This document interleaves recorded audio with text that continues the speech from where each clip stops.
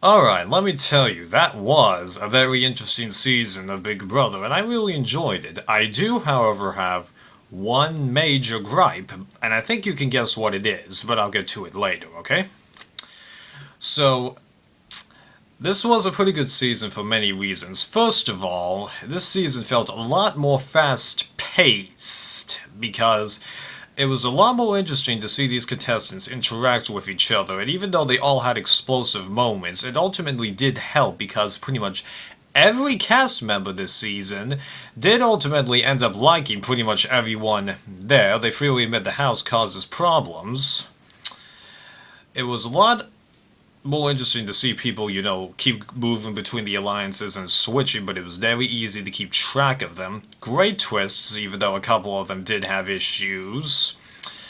And I got pretty good emotions from this season. That doesn't happen all the time with reality shows, and even other seasons of Big Brother that I liked. I only felt this way for Big Brother 8 and Big Brother 3, I think. Maybe 7 and 10 also, whatever. Okay.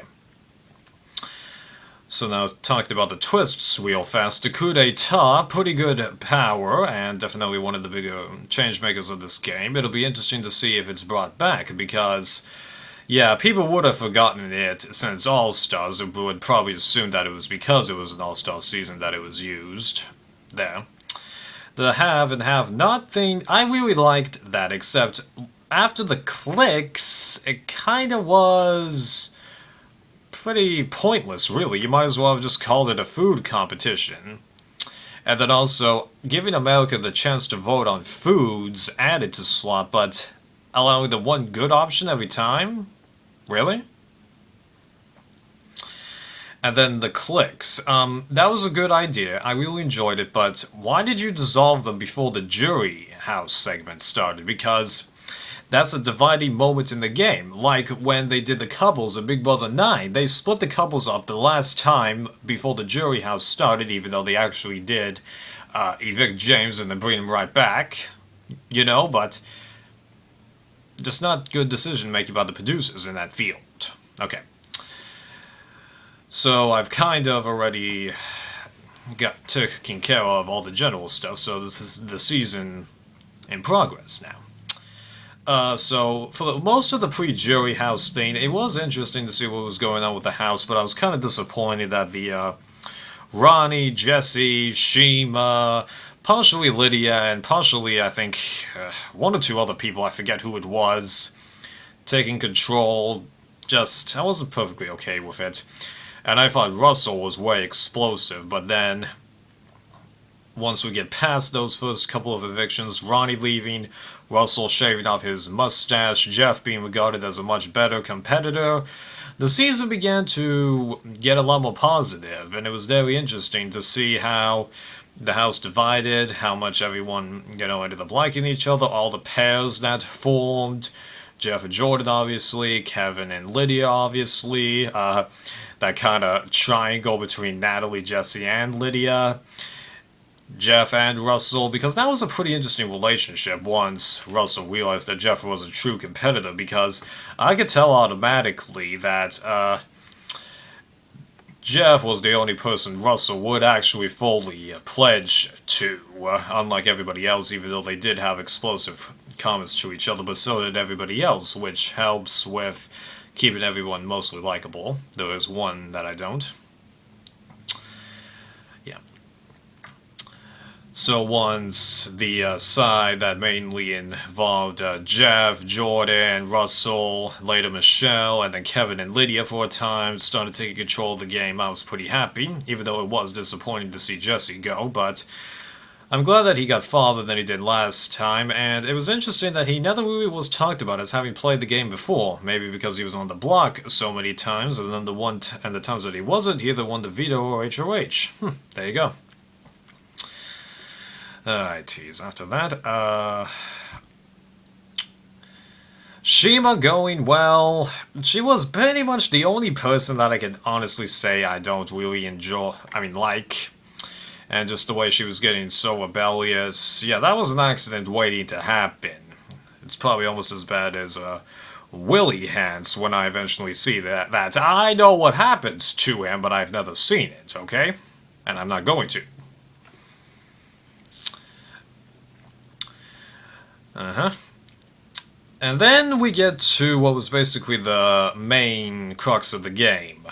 Kevin and Natalie pitching the lie to Jeff that Russell is going to break his word and then get rid of Jeff. Now, Russell did state, albeit only when Jeff confronted him about the lie, even though Jeff didn't use those exact words, that he would eventually try and get rid of Jeff, but only after every pact with them prior to that had been resolved. And I personally bet that if Jeff had been willing to break off with Jordan, go to Russell and say, you know what, let's have us, the two smart guys in the game, band together and wipe up the competition, and let's get to the end, I think Russell would have taken that offer, honestly, if the Final Three portion seemed worth it to him.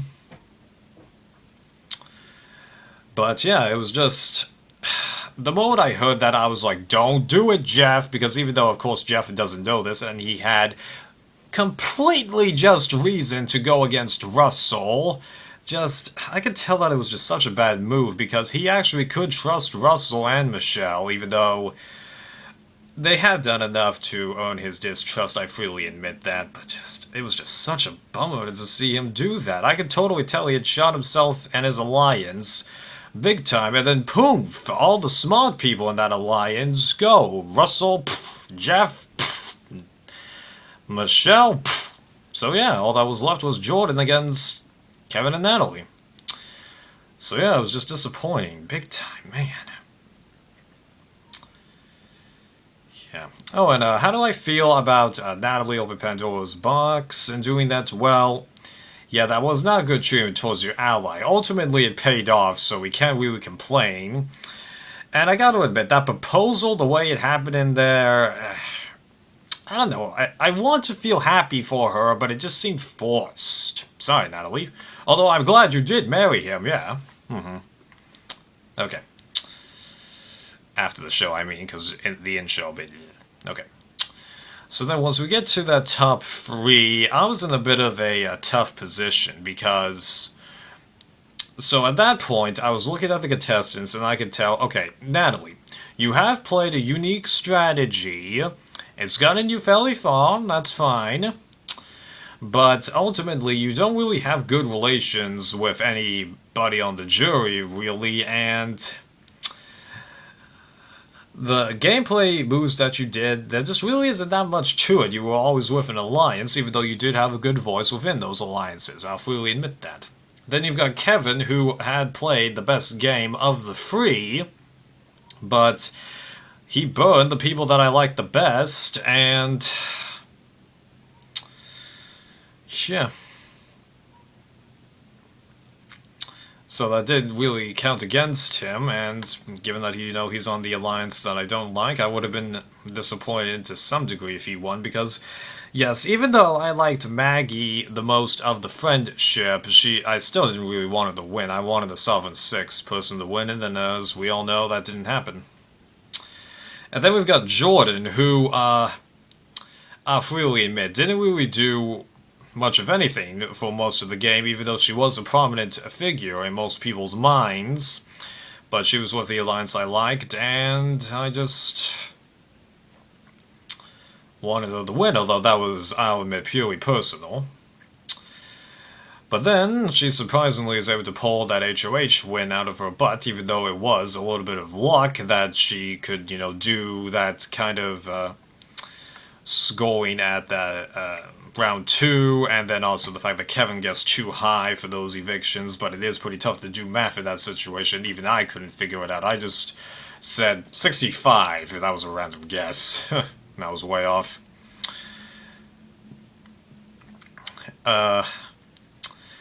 So Jordan evicting Kevin, well, that was the smart thing to do. Everybody realized that, so... yeah, he did have the best game, and... definitely would have beat Natalie, and I bet he probably would have won against Jordan also, so, yeah, good job. Jordan against Natalie, I was hoping that she would win and had basically been rooting for her to win as her alliance started getting picked off. So, yeah, ultimately I am glad that she won, but I'll freely admit it's really just because I like her the most. This is definitely a case where a random person that really didn't do that much makes it, and people enjoy it. This is probably one reason why people really like the fact that Sandra won in HVV. I mean, like, I do occasionally vote for the quote-unquote random people that make it to the finale in these reality shows. Jenna, Sandra her first time, Danny, even though I did want Steph to win over her, Lisa, although she did have, actually, a nice involvement in her season, and then, while I think Boogie was a random person and did want Erica to win over him, I don't completely mind him, but...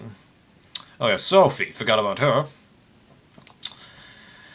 But just, yeah, this is my major gripe with this season. We could have had a much better winner than Jordan, because, like, I'll freely admit, Kevin did play a better game, even though I would have been basically just as disappointed with him winning as I was with Maggie winning. And,